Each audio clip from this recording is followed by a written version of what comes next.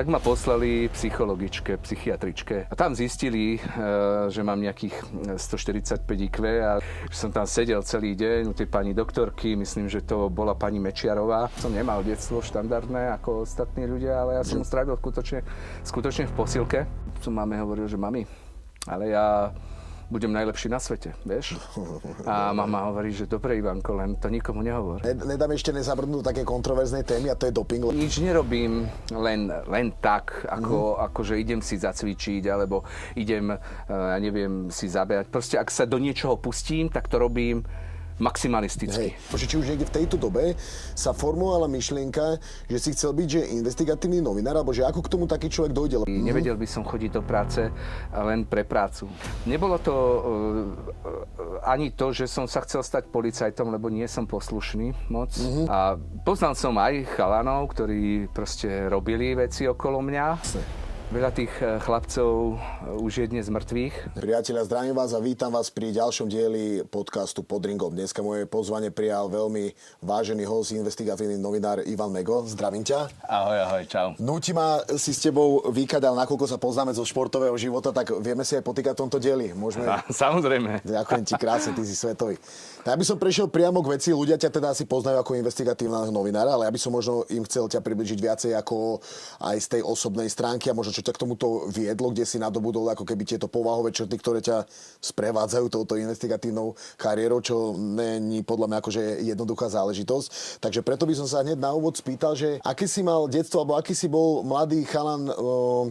Chcem sa prvom rade spýtať, či si ty z Bratislavy? Nie, som z Nového Mesta nad Ohľou. A že aké bolo také tvoje detstvo? Či si bol ten typ chalan, akože bol si doma, učil si sa, alebo až šport, alebo si behal aj s chalanmi, že vonku, že vieš, takéto rané detstvo, že čo bola taká tvoja náplň dňa? Tak ja som bol asi takéto divokejšie dieťa. Aha. Vždycky. Tak áno, boli tie klasické riaditeľské všelijaké pokarhania. Takýto si bol? Jasné, samozrejme, veľmi divoký. Takže bolo aj to, že chceli sa ma nejakým spôsobom aj v tej škole vyriešiť, zbaviť, alebo čo, lebo som bol fakt až moc divoký a už nevedeli, čo so mnou a hovorili, že takto treba dať do osobitnej školy, toto treba dať do osobitnej. Takto to až bolo, že dobre. Až tak divoký. Ale stalo sa to, že to neišlo celkom tak ľahko, len tak ma premiestniť do školy pre iné deti. A tak ma poslali psychologičke, psychiatričke, ktorá mi teda spravila test, že čo je teda so mnou, že či som neprispôsobil, čo mi vlastne je, že som taký divoký. A tam zistili, že mám nejakých 145 IQ a že oni ma vlastne nudia v tej škole a že oni ma nevedia... To sa bavíme o akom veku? Že to sa bavíme... Že vieš také, že neviem, 8 alebo puberta? Nie, to bolo 11-12 rokov. No, jasné. No, 11-12 rokov, tak bolo ako. Takže základná škola. Áno. Každopádne a teda si, jak dneska si pamätám, tie testy dávali, že som tam sedel celý deň u tej pani doktorky, myslím, že to bola pani Mečiarová. Si pamätám aj to, bola to totižto manželka Vladimíra Mečiara. Že až takto počkať. Áno, ona bola doktorka, myslím, že psychiatrička a psychologička, nie som si teraz istý. A tá teda mi dávala tieto testy a tá prišla s výsledkami, ktoré prišli potom do školy, že žiadne teda... vyhodenie zo školy nepôjde len tak ľahko. Jasné.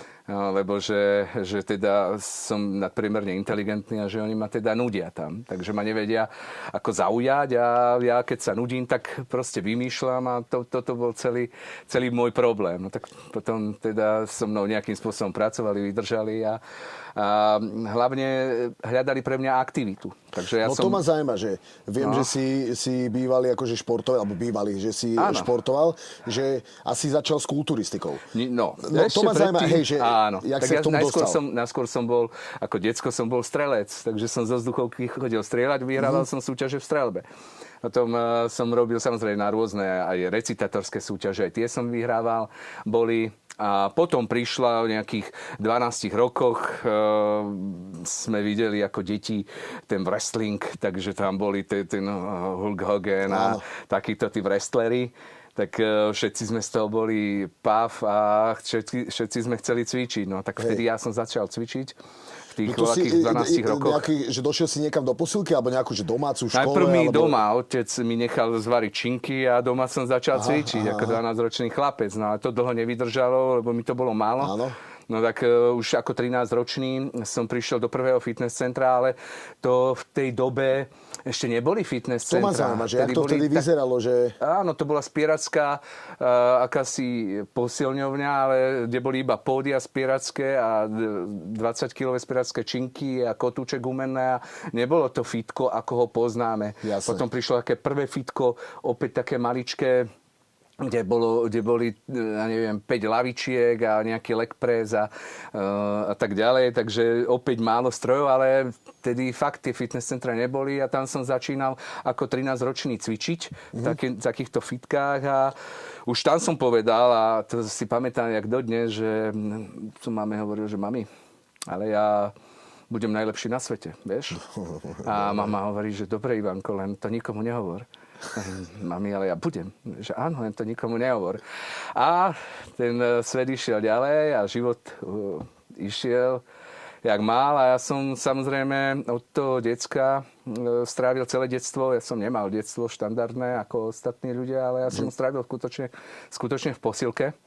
Som trénoval 4, 5 krát, 6 krát do týždňa, 2 krát denne. To ma zaujíma, že jak ťa to tak chytilo, že došiel si a treba že zdvíhal si hneď, začal si raz, že ťa to tak bavilo, že jak to v tej dobe, či si mal nejakého trénera, alebo si sa s niekým že poznal, lebo viem si predstaviť, že v tej dobe boli ako keby takí tí cvičenci, taká tá stará škola, že či nebolo také, že najskôr pokúkávali, potom či sa tak nehambil, oťukával, alebo že či sa ťa niekto chytil hneď podkryvať. Som bol naozaj dieťa, 13-ročný chlapec, jasne. Takže si to aj tak treba predstaviť, ale áno, boli tam mladí chalani a ja som bol z nich najmladší a som bol taký ich malý Arnold, mi hovorili. No, tak to vtedy každého, kto sa tak trošku zjavil a ja to asi mám tak v povahe, že proste keď raz sa do niečoho pustím, tak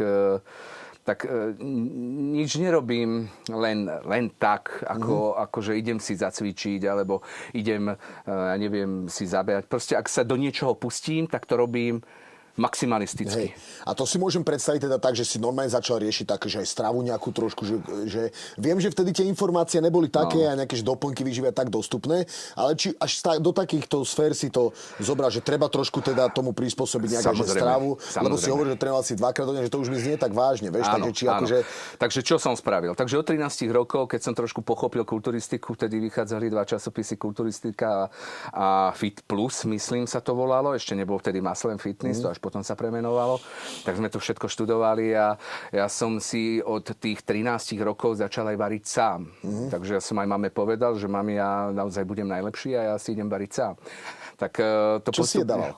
Vtedy to bolo tak, áno, tak úplne jednoducho. U nás bola taká firma, najväčšia na Slovensku, volala sa, myslím, Partners, ktorá robila s rybami.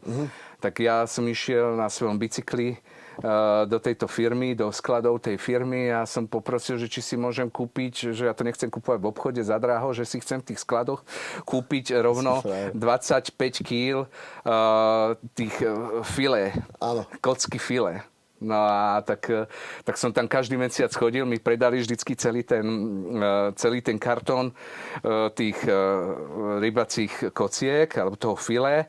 A ja som teda dennodenne od tohto decka, 13-14 ročného, jedol 600 gramov týchto rybých filé denne, uvarených vo vode, bez soli a rýžu. A toto bol môj život najbližšie roky. Proste dnes už rybu skoro nemôžem ani cítiť, práve preto, ale vydržal som roky. Áno. Proste som sa odhodlal, kuracie mäso bolo drahé, morčacie mäso bolo drahé pre mňa. Teda som naozaj len z takej obyčajnej rodiny. A tak som jedol iba tú rýžu a tieto filé rybacie. A raňajky, vločky alebo vajca? Či nie? Bola rýža a bolo do toho, sme mali sušené bielka.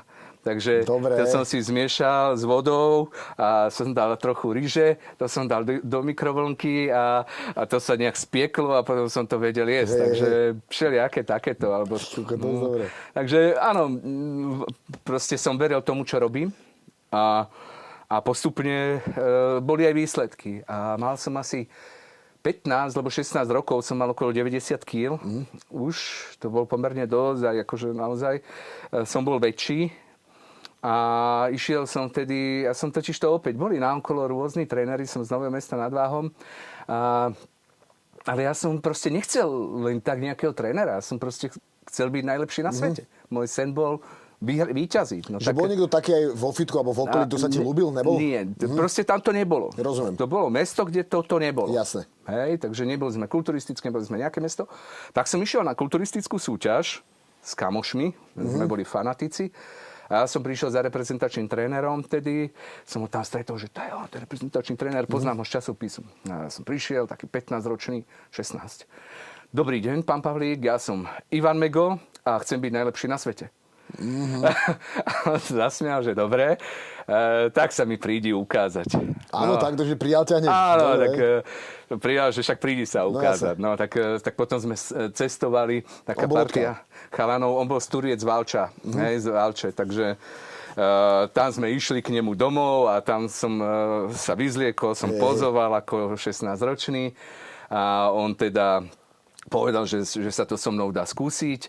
No a potom už som išiel v 18 na súťaž, tam som bol hneď v oblastnej súťaži, som bol druhý, potom som bol štvrtý na republike, no a o 2 roky neskôr, to som už išiel aj na vojnu a tak ďalej, takže som bol vo VTE Technik Liptovský Mikuláš, tam sa ma ujal Ľubomír Hečko, reprezentačný tréner už potom bol a ten ma teda pripravil tým, že som sa stal majster Slovenska a vyhral som veľké ceny, nominoval som sa na majstrovstvá sveta a proste... A toto všetko kulturistické diety, takéto veci má zažité. Samozrejme, dieta veľmi nepríjemná, nekompromisné, tvrdé diety, bolo to úplne šialenstvo, zima, proste človeku, a však to asi poznáš, keď sťahuješ tú ale ma zaujíma, áno, že, lebo to si bežný človek absolútne nedokáže predstaviť, vieš, takže viem, že toto akože zažiť, dobrovoľne si dá takú dietu, kde musíš akože schudnúť, čo to ide, že to je akože veľký nezmysel, takže to cením, to je hneď jasné potom, že ten človek má na čom akože mentálne stávať cieľa vedomosti, lebo to je veľmi ťažká vec.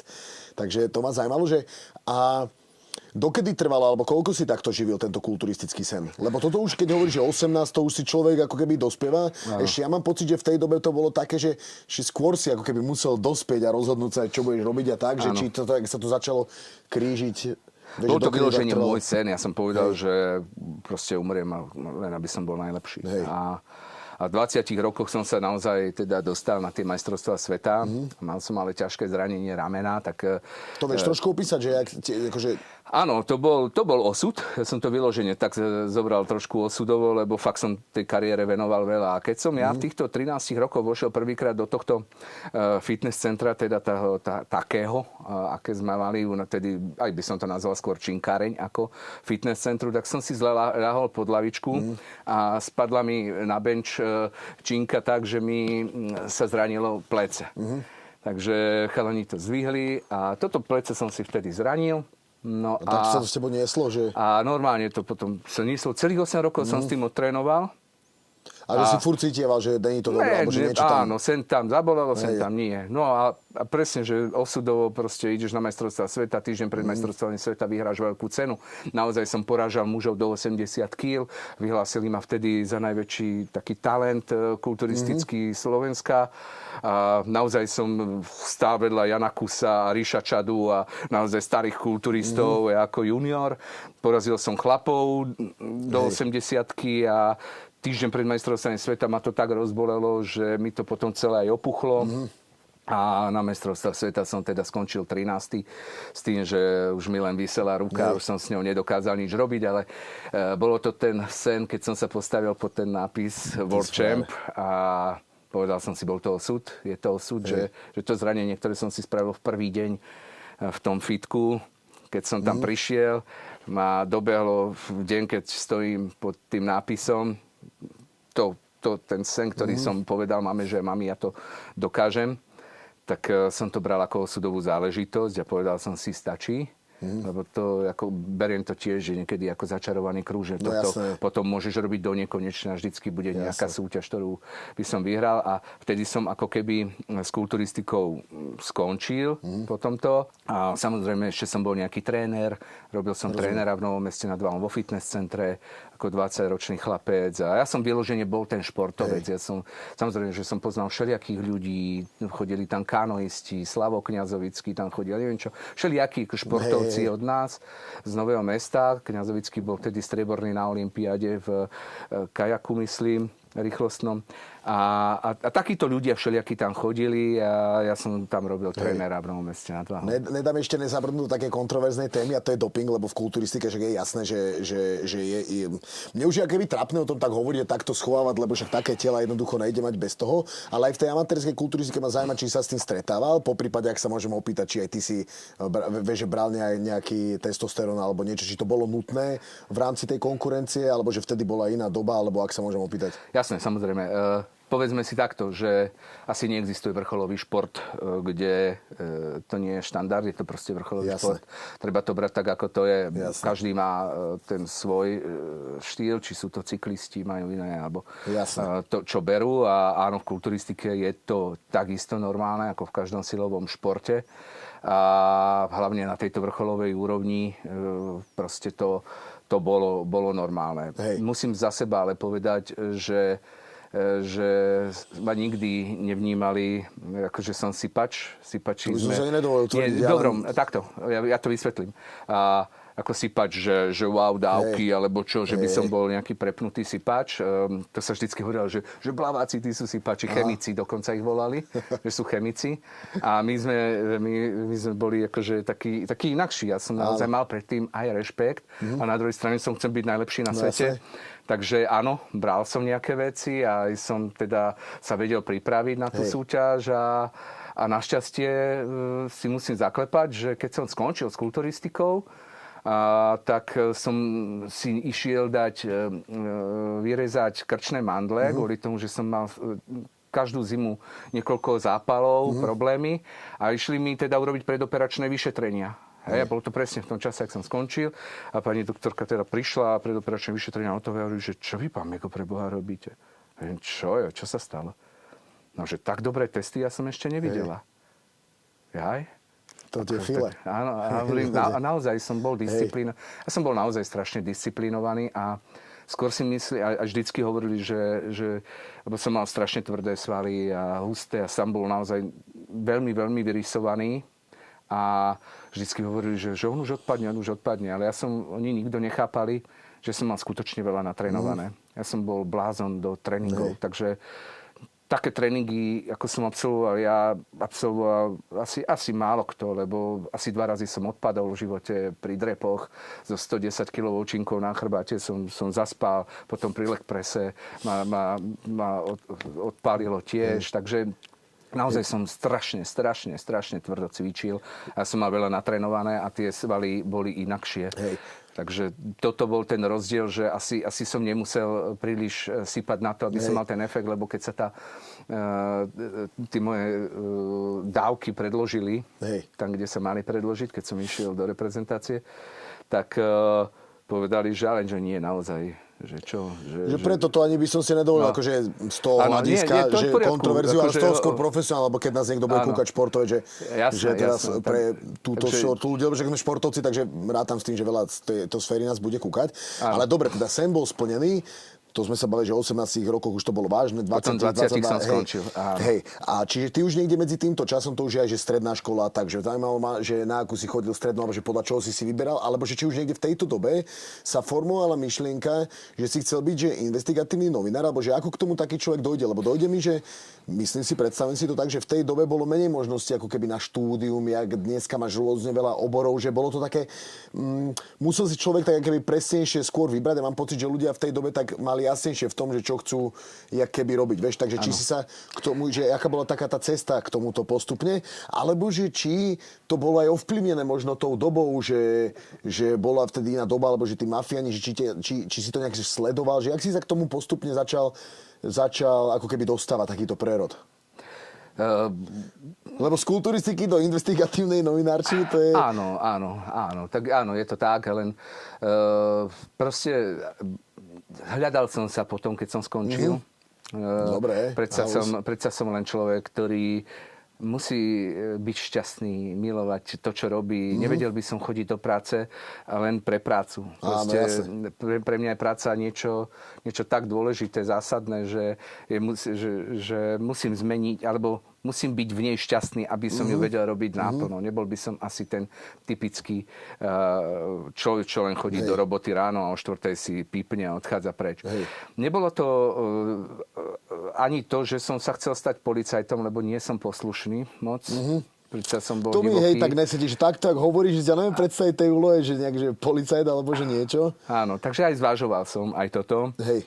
Ale ani to som nemohol byť. A poznal som aj chalanov, ktorí proste robili veci okolo mňa, či v tom našom regióne. A ani to mi celkom nesedelo. Hej, akože ja som trénoval s nimi, ich, všetkých som poznal. Proste v tom fitku poznáš všetkých. No jasne. Veľa tých chlapcov už je dnes mŕtvych. Hej. Takže sme tam ako keby prežili také aj krušné chvíle, keď nám to tam zomieralo. A tí chlapci, ja som ich ako keby vychovával od tých detských postav po tých bulldogov doslova a ako tréner. A potom, keď začali zomierať, tak proste bolo také smutné obdobie a prešiel som si aj týmto, ale nedokázal by som ani ľuďom robiť zle, takže ani to nebolo moje. Skôr som mal mám vysoko nastavený ten ochranársky inštinkt.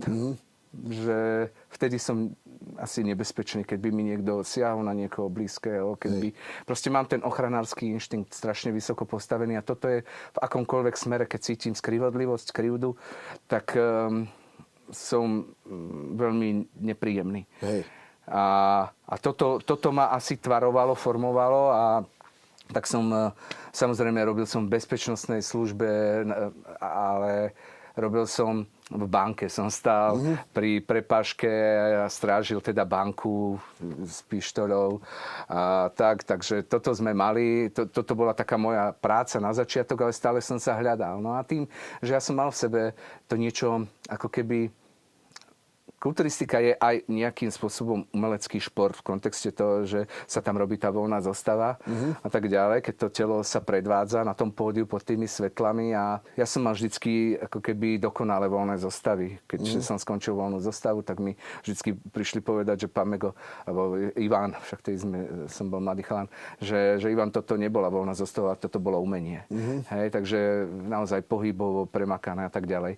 Takže mal som v sebe to, že som aj mal rád to obecenstvo, nejak mi to až tak neprekážalo, aj keď tú trému samozrejme mám obrovskú, vždycky sa musím premáhať, ale keď už som tam, už to niekde príde a sadne si to. A toto bolo niečo podobné, že som stále chcel, že niekde ísť do tej telky a robiť v telke. A nevedel som čo. A potom bol taký kurz v Bratislave, že nejaký žurnalistiky. A robila to pani Evka Bacigalová a teda som si zaplatil, som chodil cez víkendy do takej školy. Trvalo to, neviem, či rok. A absolvoval som jazykový výcvik, absolvoval som kamerové skúšky, absolvoval som proste fonetiku, výslovnosť, všetko. To, čo som vyslovene akože kurz, ktorý ťa má pripraviť pred kamery, ako keby také čo. Rozumiem. A to si stále dochádzal do Bratislavy? Stále som dochádzal do Bratislavy, ale stále som chcel byť moderátor. Áno, jasne. Že som chcel byť moderátor a nie novinár. A toto som absolvoval. A už som si vedel písať VOčka, vstupy, vedel som si písať, ako pripravovali nás aj ako spravodajcov, a ako moderátorov, aj na kameru a tak ďalej. Ja som počas toho roka robila to Evka Žilineková fonetiku hlasovú a hovorí, že takú zmenu ešte vo svojej kariére nezažila. Predsa len pochádzam z regiónu, kde sa hovorí pomerne tvrdo. A ja som absolútne zmenil svoj jazykový prejav za toto obdobie. A keď som prišiel do Nového Mesta, tak chalani vždycky sa smiali, že ty si sa čo, jebal s Mekčeňom? Áno. Hej, takže naozaj sa začali smiať. na mne, ale proste ten život sa tak uberal a bol som doma, nezamestnaný a jeden deň som sa postavil, bol to apríl 2006 a prišiel som do regionálnej televízie TV Pohoda v Novom Meste nad Váhom a som išiel k tým dverám, že už tam zaklopem a zrazu sa otvorili dvere a stál tam Andrej, potom môj dvorný kameraman a ten tam stál s kamerou, že prosím, čo je? A hovorím, no ja by som chcel byť reportér, chcel by som toto skúsiť. Áno, no dobre, tak poď. Že čo? No máme utopenú na kanáli Váhu. Dobre. Takže išiel som s ním rovno do auta, ani som nevstúpil donútra do tej televízie. Že takto ťa hneď hodili hneď ma hodili do vody, doslova, takže sme sadli do auta, odviezli ma ku kanálu Váhu. Tam akurát hasiči teda vyťahovali mŕtve telo ženy. A že toto ti dali čo, ako odmoderovať, alebo že... A ja som robil reportáž o tom do regionálnej televízie, že čo sa teda v Novom Meste nad Váhom a v okolí deje. No tak som tam stál a on že tak sprav stand-up. Ja som vedel samozrejme, čo je stand-up, absolvoval som tú školu, tak som spravil stand-up, neviem čo. Nahral som si synchron s hasičom, nahral som si synchron so svedkom, ktorý to telo našiel a tak ďalej. A chvíľu na to, o pol hodinu na to prišla informácia, že o 10 kilometrov ďalej v kanáli Váhu je auto potopené a že by tam mali byť dvaja ľudia v tom aute. Takže sme rovno sadli do auta, išli sme 10 kilometrov ďalej po kanáli Váhu, naozaj už tam teda bolo auto, už tam zase boli hasiči, išli to vyťahovať. Takže som urobil druhú reportáž a keď sme išli z tejto reportáže, tak bola ťažká nehoda po ceste. Tak som spravil ďalšiu, tretiu reportáž o tejto nehode, brutálna nehoda, takže opäť stand-up, opäť synchrony, všetko. A prišiel som do Nového Mesta v ten istý deň stále a prišiel šéf tej televízie a hovorí, ty si kto? Ja som Ivan Mego, neviem čo. Prosím ťa, vykradli 7 bytov v meste, musíme o tom informovať ľudí, že nech si dávajú pozor, že sú tu vykrádači v meste. Takže som urobil štvrtú reportáž. A to už vedeli o tých predošlých troch, že to vieš spraviť celé, či áno, že to idem teraz robiť. Takže ja som za prvý deň v regionálnej televízii... V jeden deň sa to v jeden deň, všetko v jeden deň. Za prvý deň v tejto regionálnej televízii, ešte som tam ani nebol, som urobil 4 reportáže krimi. Dobre, takže auto utopené s 2 ľuďmi, ťažká nehoda, vykrádanie bytov. Ja som prišiel o 10:00 domov večer, sedol som si do fotele a hovorím, že toto chcem robiť. Že toto bolo ono hneď. Že to už teraz mám pocit, že tretí život žiješ. Víš, čo takže naozaj som si vydýchol a povedal som, že wow. A že oni museli byť hotoví, keď si to všetko vedel akože spraviť, ne? Že... No, vieš čo ja viem, to si vôbec som si neuvedomoval, nevnímal, ale išiel som proste... Dobre, a to teraz akože urobil si to oni, že dobrá práca, dohodli ste sa na podmienkach a ďalej si išiel toto robiť. A išiel som robiť reportéra. Hej.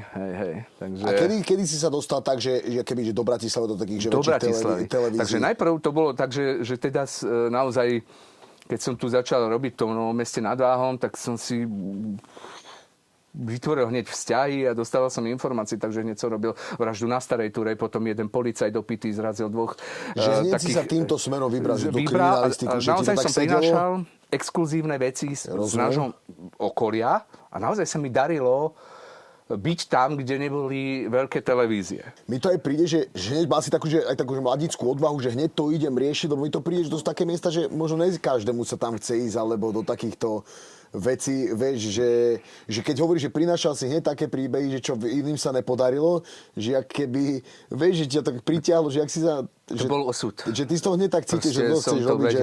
Som to cítil, ja som to chcel, chcel som byť tam, kde sa niečo deje. Tak toto celé začalo. A keď sa mi darilo prinášať tieto exkluzívne rôzne informácie, veci, tak mi napadlo, že však môžeme začať tieto zábery predávať. Vtedy to v regionálnej televízii nikto nikdy neurobil. Hovorím, že šéfe, ale však poďme robiť ďalej. Veď máme zábery. Ja zavolám do Teatrojky, do Jojky, neviem kde a predáme im zábery. A bum, bum, bum. A zrazu šéfovi začali cinkať peniaze za zábery, ktoré sme vyrábali. A on bol hneď do hry, že ti povedal, že jasne, že keď sa podarí predať. Akože to bol taký inovatívny nápad. Akože na tú... Áno, a ja som zavolal do Teatry a zvihol mi vtedy Láďo Mišaver, to bol vedúci vydania, taký Čech, taký veľmi dravý, strašne sa mi páčil, ako rozmýšľa, pracuje. A to bola veľká škola pre mňa, takže Láďo Mišaver mi zdvihol telefón z tejto regionálnej televízie a som mu predal zábery, že máme, myslím, že to bola vražda na Starej Turej. A to som mu predal a keď sme končili telefonát, že prosím vás, chcem sa len spýtať, keď chcem ísť robiť do teatry, čo mám spraviť? Přijďte za mnou. No dobre, kedy? Aj zítra. Hej, takže som prišiel za ním do Bratislavy, povedal som, že chcem ísť robiť reportéra, takže ma hneď prijali. Začal som robiť regionálneho spravodajcu v teatri pre Trenčín. Tam to som robil asi 3-4 mesiace a to bolo asi pol roka potom, ako som začal pracovať v Pohode. A hneď som išiel do Bratislavy, bolo to leto, 2007, keď som prišiel do Bratislavy pracovať do teatry, už do Veľkého domu. Som prišiel jak Alenka do ríše divov, nepoznal som nikoho v Bratislave. Takže všetko na novo, ale mňa bavia výzvy. A opäť som mal najviac citácií v teatrojke, napriek tomu. Takže sa mi darilo prinášať exkluzívne informácie. Že to som sa chcel spýtať, že pokračovalo to ďalej, že si ťa ťahali tie veľké prípady, alebo že ty si ich vyhľadával, že ty hneď si sa, alebo ne hneď, ale že začal si sa dostávať akože k týmto veľkým menám. Vždy celý život som sa venoval iba krímy. Celých 20 rokov, čo robím. Čiže ty si ako keby poznal aj tých bosov alebo z posvetia. Toto vôbec ešte vtedy nebolo. Také... Vôbec. Akože, naozaj, že úplne mimo. Akože vôbec som nevedel, kto je kto. Aha, jasné. Som myslel, že či takto si potom išiel, že ťa zaujímala táto téma. Ja som práve, že robil ulicu. Rozumiem. Nehody, pád lietadla, utopení, nejakí kanoisti a požiare a tak ďalej. Takže takú klasickú ulicu. Hej, a postupne sa to vyvíjalo, keď som bol v tej teatrojke. Áno, oproti bol ten Fiat, to bola základňa Sikorovcov.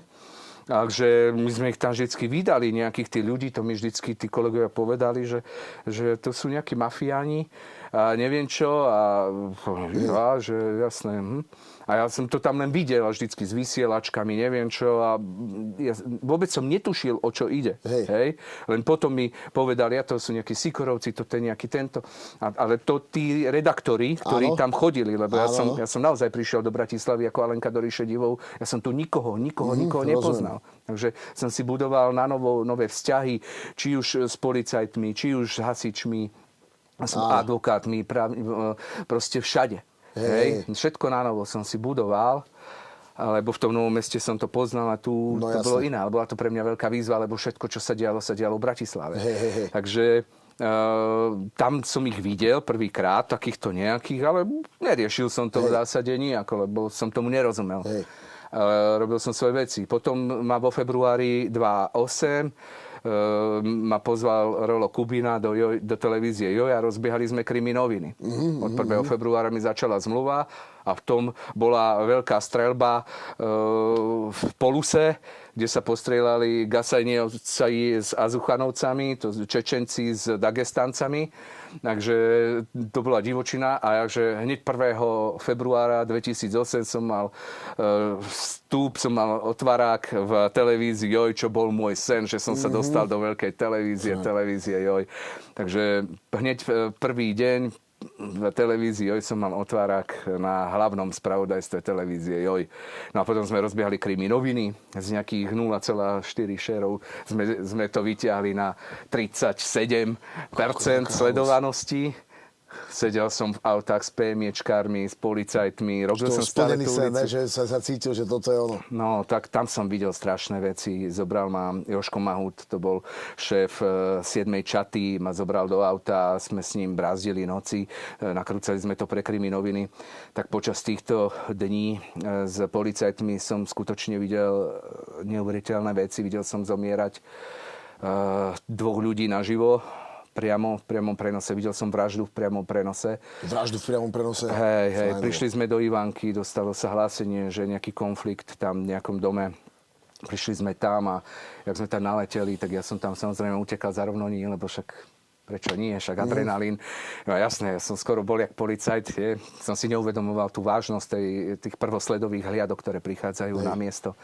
A vybehol proti mne chlap, ktorý si držal hlavu a utekal, tak ho tam takto lapli. Ak mu otiahli ruku, tak mal vyseknuté čelo von, už bez oka, mozgové tkanivo vonku. Takže naozaj vážna vec, čo sa stalo a tam sme našli druhého chlapa so sekerou, bol to jeho synovec, ktorý mu vysekol čelo. Takže, ale tento žil stále, tak ho hneď bral lekár do sanitky a ako tam položili, tak ho utlmili, no a už sa nikdy neprebral. Takže aj takéto som videl. Videl som 18-ročného chlapca, ktorý vyskočil z 8. poschodia 7. a jak sme došli na miesto, tak ešte dýchal, pozeral, chcel niečo povedať. Stál som nad ním, chlpy stáli. A za chvíľku bol mŕtvý. Ďalšie bolo nehoda na D2. Protismer, tiež chlap 2 hodiny žil, primačknutý za volantom, rozprával, všetko sledoval. Chcel pomôcť, jak mu odtiahli ten volant, vytiahli ho na nositka. Tak sa mu nalialo brucho a už len triasol rukou a začal vydávať zvuky a do 2 minút bolo po ňom. Takže videl som, toto asi sú tie najťažšie veci, lebo áno, videl som za tie roky desiatky mŕtvych ľudí, povraždených ľudí.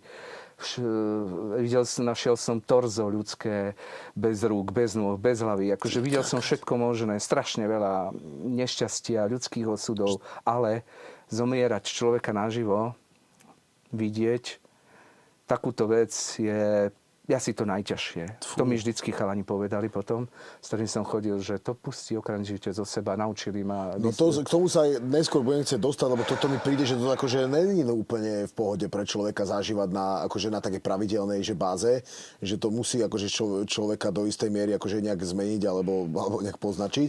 Ale k tomu sa ešte dostanem. A ešte ma zaujíma takto, že tí policajti, akí boli, keď si bol takto mladý a behal si všade prvý, že boli takí, že vnímali ťa tak, že tento dobrú robí prácu, alebo normálne v tej škole, že trebalo stopovať, že počka, my tam musíme byť prvý, vieš. Ne, mali ma radi. Hej, dobre, mali ma to radi. Super, to je halus. Nikdy by som ich nepodrazil, nezradil. Ja mám rád policajnú prácu, milujem policajtov. Naozaj to musím za seba povedať. Veľmi rešpektujem policajnú prácu. Nenávidím ľudí v policajnej uniforme, ktorí robia vagabundstva. To je to najsve. Buď vagabund, rešpektujem vagabundov, a rešpektujem policajtov, ale nie vagabundov v policajných uniformách. To je no-go zóna. Takže veľmi mám rád policajnú robotu. Strašne ju rešpektujem, hlavne prvosledové hliadky, ktoré prichádzajú na miesto ako prvý. Klopeš na dvere a ty nevieš, kto je za tými dverami. Kto ti práve otvorí. Ty dostaneš hlášku o hadke a zaklopeš na dvere a vyjde výstrel cez dvere rovno. Takže toto sú veci, ktoré sme tiež zažili. A to poviem, že to sú naozaj najťažšia, aj najkrajšia policajná práca a naozaj taká chlapská, ozajstná, pekná robota. Milujem operatívu, milujem aj vyšetrovateľov. Proste áno, zažil som bol som raz svojho času na veľkej porade po vražde. Ma zobrali, tí policajti ma začali brať, že sa stala vražda, nebudem hovoriť konkrétne, jedného Nemca v Bratislave. Aj som teda ho videl zavraždený, aj som bol na mieste priamo pozrieť. Aj ma potom zobrali, ako to celé vyzerá na takej policajnej porade v tých prvých 24 hodinách, čo sa odvíja, ako sa ide po horúcej stope, ako vyzerá taká porada, ako sa rozdeľujú úlohy, ako si nastavia jednotlivé motívy. Dobre, aký je motív? Ten sexuálny. Dobre, vy dvaja preverte sexuálny. Tí finančný. Dobre, vy dvaja finančný. Tí vzťahový. Dobre, vy vzťah. A ideme a proste, jak sa rozdeľujú tie úlohy po vražde, všetko som navnímal a videl som nádhernú policajnú prácu, kedy sa v prvé dni po vražde doslova nespí a ide sa po tej horúcej stope a videl som nádherných profesionálov, ktorí už sú dnes ani v polícii, není, čo mi je veľmi ľúto, lebo to boli ľudia, ktorých som strašne k ním zhliadal a pozeral, že takto má vyzerať policajt. Ivan, ty si frajer. Ja by som týmto asi aj ukončil diel, lebo toto je fakt taká pekná bodka za tým celým, že aj ten tvoj odkaz, že ak to celé vnímaš, že ja ti veľmi pekne ďakujem, že si prijal pozvanie, hlavne za tú spoveď, ale nelen akože o týchto veciach, ale aj o sebe, že celé to bolo silnejšie, než som si vôbec vedel predstaviť. Som myslel, že budeme viacej, že ani som nevedel, že tak hlboko zajdeme a že toľko vecí povie, že toľko myšlenok mi to dá na zamyslenie, že Konečná. Ďakujem ti veľmi pekne, že si prijal pozvanie. Perfektný rozhovor. Ďakujem pekne. Ďakujem aj ja. A priatelia, týmto by som to asi ukončil, tak sa s vami lúčim. Ďakujem za pozornosť a vidíme sa pri ďalšom dieli. Myslíš, že by aj Černak potenciálne mohol sa dostať von? Že je možné, že by ho pustili? Zaujímavé je, že spravil psychotesty na takej úrovni, že možno my dvaja by sme také psychotesty neurobili. Že ako je to vôbec možné, že ten Černák toto zvládol, veď urezal hlavu človeku. Generálny riaditeľ vyťahol zložku napísané súrne, otvoril zložku, okamžitá výpoveď. Ja som dal svoje meno, podhodil som svoje meno mafii, talianskej mafii. Všetci ma dnes poznajú, telefonoval som s nimi, stával som sa im do huby a ty to teraz zastavíš? By ten Čonty dostal do živote, by ten Kadár dostal do živote a tomu ja venujem roky.